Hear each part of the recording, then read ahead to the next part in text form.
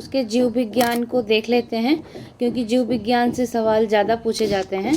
तो आइए इसको शुरू करते हैं। नेक्स्ट देखते हैं पाचन तथा उत्सर्जन।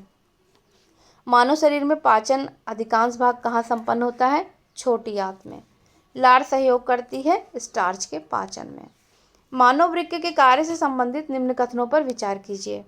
वृक्क में उत्सर्ग अपनयन के पश्चात स्वच्छ रक्त वृक्कीय धमनी में वापस जाता है।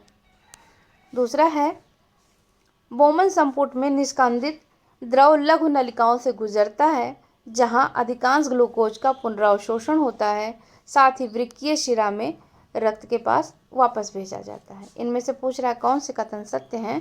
तो 1 और 2 दोनों ही सत्य हैं। नेक्स्ट देखते हैं मनुष्य के शरीर में खून की शुद्धिकरण की प्रक्रिया क्या कहलाती है? डायलिसिस। सत्य कथन है शरीर में सारा रक्त किडनी के माध्यम से ही शुद्ध होता है। डायलिसिस किस अंग से संबंधित है? तो वृक्क से संबंधित है। यूरिया रक्त से पृथक किया जाता है गुर्दे के द्वारा। वृक्क से औसत रक्त प्रवाह होता है 1200 सीसी प्रति मिनट। अपोहक जिसे कार्य संपादन हेतु तो प्रयोग किया जाता है वह कौन है? वृक्क है। इसी अपोहक को ही आप डायलिसिस बोलते हैं। जब वृक्क कार्य करना बंद करता है तो क्या जमा होगा? रक्त में नत्रजनित अपशिष्ट पदार्थ। मानव गुर्दे का सामान्य कार्य है रक्त में जल की मात्रा का नियंत्रण, यूरिया को छानकर बाहर करना तथा कई हार्मोनों का श्रावण करना। मानव वृक्क अस्मरी जिसे किडनी स्टोन कहते हैं में पाया जाने वाला प्रमुख रासायनिक यौगिक कौन सा है? Calcium oxalate. मानव के गुर्दे में जो पथरी बनती है वह प्रायः कैल्शियम ऑक्जेलेट की बनी होती है। कथन देखते हैं मानव शरीर में यकृत वसा के पाचन में महत्वपूर्ण भूमिका निभाता है। ठीक बात है। यकृत 2 महत्वपूर्ण वसापाचक एंजाइम को उत्पन्न करता है। यह गलत है, तो ए सही हो जाएगा और आर गलत। एंजाइम क्या होते हैं? ये बायोत्प्रेरक होते हैं और यह मूलतः प्रोटीन होते हैं। वह एंजाइम जो ग्लूकोज को एथेनॉल में परिवर्तित करता है वह कौन है? जाइमेज। जैविक सिस्टम में रासायनिक क्रिया की प्रक्रिया को तेज करने में उत्तरदायी पदार्थ है एंजाइम। लाइपेज, यूरिया, श्लेष्मा तथा हाइड्रोक्लोरिक अम्ल में से वह जिसकी उत्पत्ति यकृत का कार्य है यूरिया। लिपिड्स का पाचन होता है पित्त अम्ल एवं लाइपेसेस की उपस्थिति में। मानव तंत्र में एक पाचक एंजाइम नहीं है, कौन? गैस्ट्रिन। कथन है हमारे आहार में सभी प्रोटीनों का पाचन केवल क्षुद्रांत में होता है। कारण है अग्नाशय से प्रोटीनों का पाचन करने वाली एंजाइम को क्षुद्रांत में छोड़ा जाता है। तो आर तो सही है, लेकिन हमारे आहार में सभी प्रोटीनों का पाचन केवल क्षुद्रांत में होता है, ये गलत है। तो ए सही ए गलत है किंतु आर सही है। प्रोटीनों के पाचन में सहायक एंजाइम ट्रिप्सिन है। स्टार्च को जल अपघटन से ग्लूकोज बनाने वाला एंजाइम एमाइलेज है। वह परिवर्तन जिसमें एंजाइम ट्रिप्सिन उत्प्रेरक का कार्य करते हैं प्रोटीनों को अमीनो अम्लों में। मानव शरीर में कुछ पुच्छ संलग्न होता है बृहदांत्र में, जो बड़ी आंत होती है। मानव शरीर में क्षुद्रांत के 3 संरचनात्मक भागों की लंबाई का सही ह्रासवान यानी घटते क्रम में बताना है। तो शेषांत्र, मध्यांत्र और ग्रहणी। वह आहार जो मानव शरीर में नए ऊतकों की वृद्धि के लिए पोषक तत्व प्रदान करता है पनीर। प्रोबायोटिक खाद्य से संबद्ध निम्नलिखित कथनों पर विचार कीजिए। पहला कथन है प्रोबायोटिक खाद्य में सजीव जीवाणु विद्यमान होते हैं जो मानव के लिए लाभकारी जाने जाते हैं। प्रोबायोटिक खाद्य अंतर्फ्लोरा के अनुरक्षण में सहायक होता है। कथन 1 सही है कि 2? तो इसमें दोनों ही कथन सत्य हो जाएंगे। नेक्स्ट देखते हैं न्यूट्रास्यूटिकल्स उत्पाद होते हैं जिनमें पोषक और औषधि प्रभाव दोनों ही हो। एंजाइम तथा उसके कार्यों का सही जोड़ा है। ई कोलाई प्रतिबंधित, डीएनए को विशिष्ट और एंडोन्यूक्लियस जो है वह स्थलों पर काटने के लिए। प्रकाश संश्लेषण देखते हैं। हरे पौधे में प्रकाश संश्लेषण की क्रिया में होता है कार्बन डाइऑक्साइड लेना और ऑक्सीजन छोड़ना। प्रकाश संश्लेषण में पौधों द्वारा उपयोग की जाती है कार्बन डाइऑक्साइड। प्रकाश संश्लेषण प्रक्रिया में आवश्यक गैस कौन सी है? Carbon dioxide. ऑक्सीजन जो प्रकाश संश्लेषण से उत्पन्न होती है कहाँ से आती है? जल से। पौधों द्वारा तीव्र अवशोषण होता है, नीला और लाल प्रकाश। पृथ्वी पर अधिकांश ऑक्सीजन उत्पादित होते हैं शैवालों से। प्रकाश संश्लेषण दिन अथवा रात्रि दोनों में हो सकता है। पौधे व पेड़ का खाना तैयार करने की प्रक्रिया फोटोसिंथेसिस ही कहलाती है। प्रकाश संश्लेषण होता है क्लोरोप्लास्ट में। प्रकाश संश्लेषण हेतु सर्वाधिक क्रियाशील प्रकाश कौन सा है? लाल। प्रकाश संश्लेषण में पर्णहरित द्वारा सर्वाधिक उपयोग किया जाता है लाल प्रकाश। कृत्रिम प्रकाश प्रकाश संश्लेषण का कारण हो सकता है। प्रकाश ऊर्जा का रासायनिक ऊर्जा में रूपांतरण होता है प्रकाश संश्लेषण द्वारा। वह प्रक्रम जो प्रकाश संश्लेषण में सम्मिलित है तो प्राप्यतम ऊर्जा स्थितिज ऊर्जा में परिवर्तित होती है और संचित हो जाती है। अधिकतम कुशलतापूर्वक सौर ऊर्जा को रासायनिक ऊर्जा में परिवर्तित करता है क्लोरेला। प्रकाश संश्लेषण जल का अवशोषण, पोषक तत्वों का अवशोषण तथा पौधों को सहारा प्रदान करने में पौधों की जड़ों का कार्य कौन सा नहीं है? प्रकाश का संश्लेषण। जब किसी वृक्ष की छाल वृक्ष के आधार के पास से गोलाकार चारों तरफ से हटा दी जाती है तो यह वृक्ष धीरे धीरे सूखकर मर जाता है क्योंकि जड़ें ऊर्जा से वंचित रह जाती हैं। पौधों में फ्लोएम का कार्य क्या होता है? आहार वहन करना। श्वसन प्रकाश संश्लेषण जैविक पदार्थों का क्षय तथा ज्वालामुखी क्रिया में से पौधों पृथ्वी के कार्बन चक्र में कार्बन डाइऑक्साइड की मात्रा को कौन नहीं बढ़ाता? प्रकाश संश्लेषण नहीं बढ़ाता है। विटामिन और पोषण बहुत ही इंपॉर्टेंट टॉपिक है, देख लेते हैं। विटामिन का आविष्कार किससे किया? फंक ने किया। विटामिन क्या होते हैं? कार्बनिक यौगिक होते हैं, यानी कि यौगिकों का वह समूह जिससे सहायक आहार भी कहा जाता है कौन है? विटामिन है। सोडियम, पोटेशियम, कैल्शियम तथा मैग्नीशियम में से पौधों के विकास के लिए क्या आवश्यक नहीं है? सोडियम। बोरान, जस्ता, सोडियम तथा ताम्र में से पौधों के लिए अनिवार्य सूक्ष्म पोषक नहीं है? सोडियम। जीवधारियों को कम से कम 27 तत्वों की आवश्यकता होती है जिनमें से 15 धातुएं हैं। इनमें जो प्रभुत मात्रा में आवश्यक होती हैं वे कौन सी हैं? पोटेशियम, सोडियम, मैग्नीशियम और कैल्शियम। भोजन के वर्ग में प्रति यूनिट कैलोरी की मात्रा सर्वाधिक किसमें होती है? वसा में। सेब का हृदय रोगियों के लिए विशेष महत्व होता है क्योंकि यह बड़ा स्रोत है पोटेशियम का। आहार में नियमित रूप से ताजे फल और सब्जियां ग्रहण करना वांछनीय है क्योंकि ये ऑक्सीकरण रोधी तत्वों के अच्छे स्रोत हैं। ऑक्सीकरण रोधी तत्व व्यक्ति के स्वस्थ बने रहने और दीर्घायु होने में सहायक सिद्ध होते हैं क्योंकि ये शरीर में चयापचय के उपोत्पाद के रूप में उत्पन्न मुक्त मूलकों को निष्क्रिय बनाते हैं। सुमेलित देख लेते हैं। कैल्सीफेराल अस्थि रुग्णता के लिए, नाइसिन पेलाग्रा या चर्मग्राह के लिए, कोबालमिन संघातिक रक्ताल्पता, थायमिन बेरी, विटामिन डी सूखा रोग और विटामिन के रक्त का थक्का बनने में समस्या। नेक्स्ट देखते हैं। मिर्च, कुम्हड़ा, मटर तथा मूली सब्जियों में से सर्वाधिक विटामिन सी किस में पाया जाता है? तो मिर्च में। विटामिन जो खट्टे फलों में पाया जाता है तथा चर्म को स्वस्थ रखने में ज़रूरी होता है वो कौन सा है? Vitamin C. इसका मुख्य स्रोत क्या है? कच्चे और ताज़े फल। कंचन एक उन्नत किस्म किसकी है? आंवला की। सेब, आंवला तथा दूध में विटामिन सी सबसे अधिक और उत्तम स्रोत कौन सा है? तो आंवला। गाजर, अमरूद, आम तथा संतरा में विटामिन सी की मात्रा सर्वाधिक संतरा में। विटामिन सी का रासायनिक नाम क्या है? एस्कॉर्बिक अम्ल। आलू, गन्ना, संतरा तथा चुकंदर में विटामिन सी का सर्वाधिक प्रचुर मात्रा किसमें मिलेगी? संतरा में। जो भी खट्टे पदार्थ होंगे उनमें विटामिन सी बहुतायत मात्रा में पाई जाएगी। विटामिन सी घाव भरने में भी सहायक होती है। विटामिन सी मदद करती है लौह के अवशोषण में। विटामिन ए, विटामिन सी तथा विटामिन बी और विटामिन ई में से वह जो शरीर में भंडारित नहीं होती वह कौन है? Vitamin C. वह विटामिन जिसकी कमी से खून का थक्का धीरे धीरे बनने की बीमारी होती है विटामिन के। रक्त का थक्का बनने में आवश्यक है विटामिन के। रुधिर स्कंदन में कौन प्रभावी है? विटामिन के। आंत के जीवाणुओं द्वारा संश्लेषित होता है विटामिन B12 और विटामिन के। विटामिन डी का स्रोत क्या है? सूर्य की किरणें। विटामिन डी की अल्पता से क्या होगा? रिकेट्स और ऑस्टियोपोरोसिस। विटामिन डी में पाया जाता है कैल्सीफेरॉल। कोलेकैल्सिफेरॉल रासायनिक यौगिक का सामान्य नाम क्या होता है? Vitamin D. जितने भी विटामिन हैं उनका रासायनिक नाम जरूर देखे जाइएगा। मानव शरीर में विटामिन ए संचित रहता है यकृत में। पत्ता गोभी, गाजर, फूल गोभी, पालक में से विटामिन ए की मात्रा अधिक किस में होगी? गाजर में।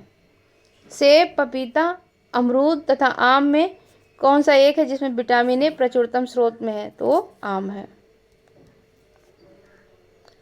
ताड़ का तेल, नारियल का तेल, गेहूं अंकुर का तेल तथा राई का तेल में से विटामिन ई का महत्वपूर्ण स्रोत कौन सा होगा? गेहूं अंकुरित तेल। Vitamin A vitamin A protein, enzyme तथा हार्मोन में से वह जिसका निर्माण हमारे शरीर में नहीं होता वो कौन है? Vitamin A. कथन है यदि कोई व्यक्ति हरी सब्जियां खाना बंद कर दे तो उसे रतौंधी हो जाएगी, कारण उसमें विटामिन ए की कमी हो जाएगी। देखिए, अगर कोई हरी सब्जियां खाना बंद कर दे तो रतौंधी होने की संभावना रहेगी, लेकिन हो ही जाएगी ये ज़रूरी नहीं है। इसलिए ए गलत है लेकिन आर सही है। जिस विटामिन में कोबाल्ट होता है वो कौन सा है? B12। साइनोकोबाल्मिन किसका नाम है? B12 का। थायमिन किसका नाम है? विटामिन B1 का। जल में घुलनशील विटामिन कौन है? C. Vitamin A, vitamin B, vitamin D तथा विटामिन ई में से पानी में घुलनशील कौन है? बी। याद रखिएगा कि जल में घुलनशील बी और सी है, और शेष जो है एडेक जिसे कहते हैं वो वसा में घुलनशील है। वसा में घुलनशील भी पूछ लेता है तो कौन सा होगा? एडेक। एक मनुष्य को बेरी सूखा रोग और स्कर्वी की बीमारी होगी यदि वह नहीं लेगा B1, D और C। किसी स्वप्न को पर्याप्त अवधि तक याद रखने में सहायक कौन सा होता है? विटामिन B6, और इसका नाम क्या है रासायनिक? पैराडॉक्सिन। सुमेलित है, एक तरफ रोग दिया हुआ है, दूसरी तरफ कारण है। रतौंधी विटामिन ए के कारण, rickets vitamin D, scurvy vitamin C, सूखा विटामिन डी, फोलिक अम्ल रक्ताल्पता और विटामिन B3 पेलाग्रा। देखिए, रेटिनॉल, नेत्र सूखकर लाल होना, रेटिनॉल से आंखों से संबंधित बीमारी होगी। कमेंट बॉक्स में बताइए कि यह किस विटामिन का रासायनिक नाम है। टोकोफेरॉल बंध्यता, साइनोकोबाल्मिन घातक रोग घातक रक्ताल्पता हो जाएगी, पायराडॉक्सिन मानसिक व्याधि और विटामिन ई बंध्यापन। विटामिन ई को ही टोकोफेरॉल भी कहते हैं। टाइलिन स्टार्च को पचाता है, पेप्सिन प्रोटीन को पचाता है, रेनिन रक्त में एंजियोटेंसिनोजेन को एंटिओटेंसिन में बदलता है, और ऑक्सीटोसिन मृषण पेशियों में सिकुड़न प्रेरित करता है।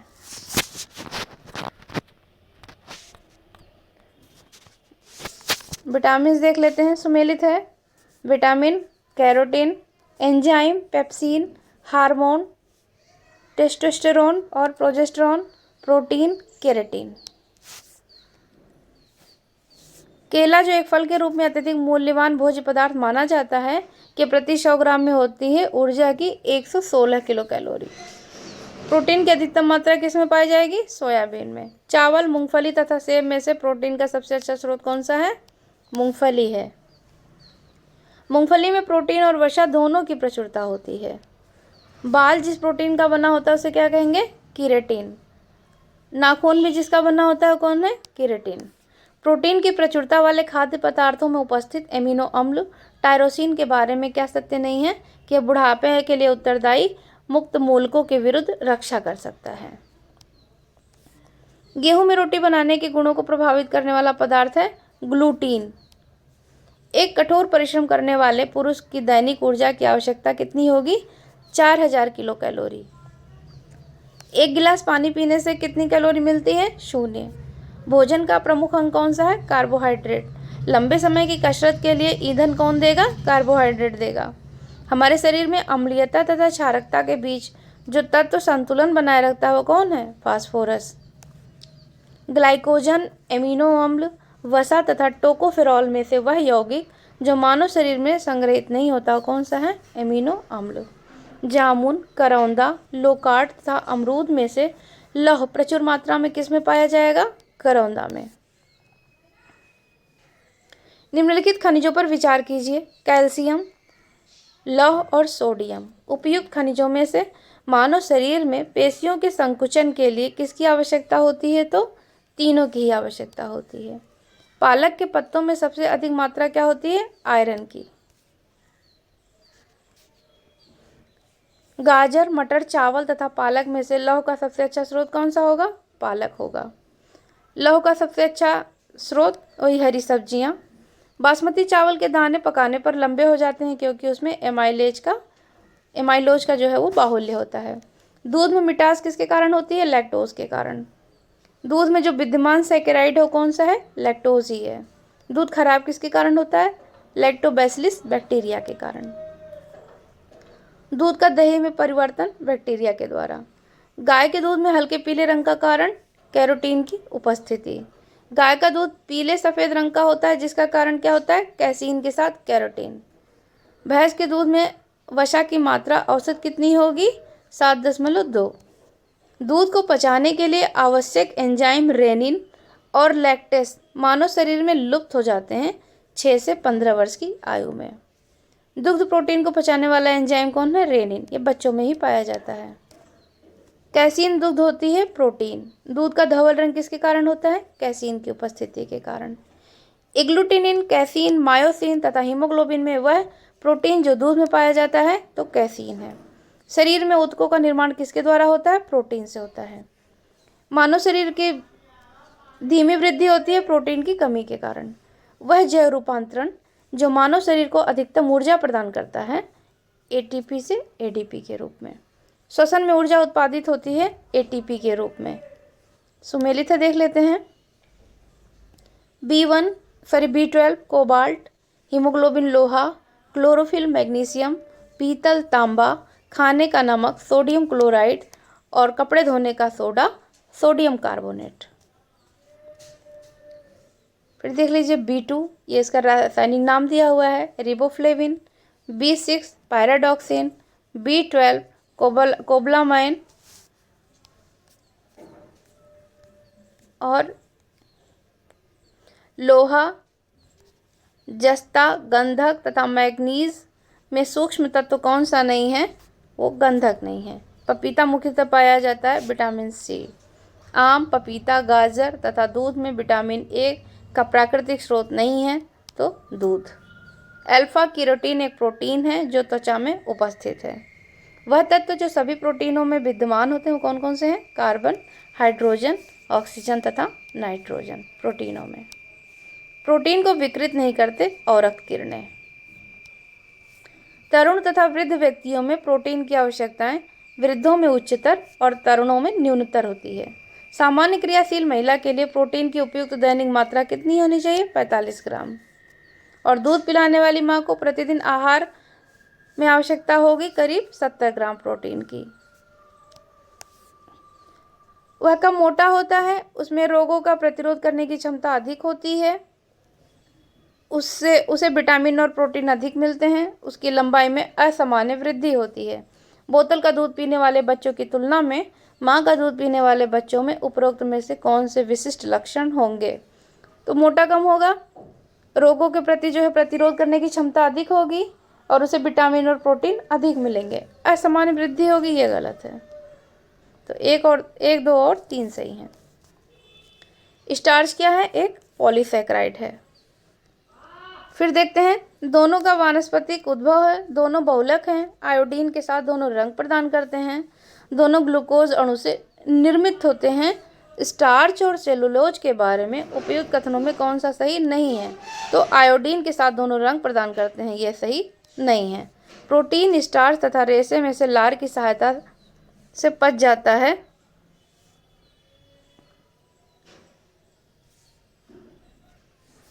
स्टार्च वह विटामिन जिसे हार्मोन माना जाता है, विटामिन डी। रेटिनॉल, फोलिक अम्ल, एस्कॉर्बिक अम्ल तथा कैल्सीफेरॉल में से विटामिन डी के सर्जन में पाया जाता है कैल्सीफेरॉल। सही कथन देख लीजिए, दूध में vitamin B1, B2, niacin, B6, B12 आदि पाए जाते हैं। अति पोषण, अल्प पोषण तथा असंतुलित पोषण में से कुपोषण होता है अल्प पोषण और असंतुलित पोषण से। निम्नलिखित कथनों पर विचार करना है। मानव भोजन में वसा अम्लों का एक भाग होना चाहिए। सामान्य भोजन में 75 ग्राम वसा होनी चाहिए। मानव शरीर कोशिकाएं किसी भी प्रकार के वसा अम्लों का संश्लेषण नहीं कर सकती। आवश्यक वसा अम्लों की अनुपस्थिति से न्यूनता रोग उत्पन्न होते हैं। उपयुक्त में से कौन से कथन सही हैं? तो 1, 2 और 4 सही है।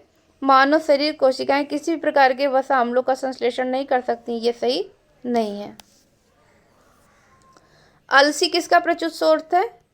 तो ये ओमेगा 3 वसीय अम्ल का। अल्फा लिनोलेनिक अम्ल जिसमें 18 कार्बन युक्त ओमेगा 3 फैटी अम्ल का सर्वोत्तम स्रोत है अलसी। अगर पूछ लेता है कि अल्फा लिनोलेनिक अम्ल किससे संबंधित है, तो अलसी से। दूध में प्रोटीन और कार्बोहाइड्रेट के अतिरिक्त पोषणदायी अन्य तत्वों में सम्मिलित हैं कैल्शियम और पोटेशियम। निम्नलिखित कथनों पर विचार कीजिए। विटामिन बलवर्धक तत्व हैं जिनकी अच्छे स्वास्थ्य के लिए थोड़ी मात्रा में आवश्यकता होती है। कारण विटामिन हानिकारक बैक्टीरिया को मारकर शरीर को स्वस्थ रखने में सहायता करते हैं। तो आर गलत है, लेकिन ये सही है। मानव आहार में ग्लाइसिन, सेरीन और टायरोसिन अनिवार्य रूप से शामिल होने चाहिए। कारण है अनिवार्य एमिनो अम्ल मानव शरीर में संश्लेषित नहीं किए जा सकते। तो ए तो गलत है, लेकिन आर जो है वो सही है। सभी अनिवार्य अमीनो अम्ल उपस्थित हैं सोयाबीन तथा पशुओं से व्युत्पन्न खाद्य पदार्थों में पाए जाने वाले प्रोटीन में। हमारे शरीर में त्वचा तल के नीचे विद्यमान वसा अवरोधक का काम करती है। शरीर